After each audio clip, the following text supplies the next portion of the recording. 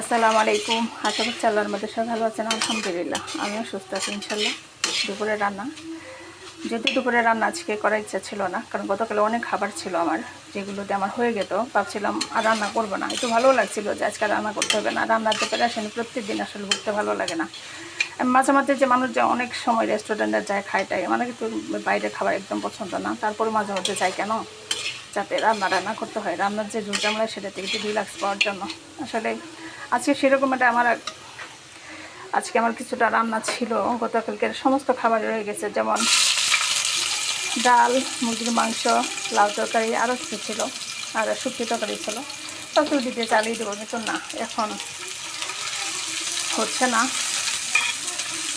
তো মেহমান আসতেছে, যার জন্য আমার আবার নতুন করে এই খাবারগুলো জয়েন করতে হলো। শাক ভাজি আর এই মাছ, ওই খাবারগুলো হয়ে গেত মেহমান না আসলে, যার জন্য এই মাছগুলো বের করলাম।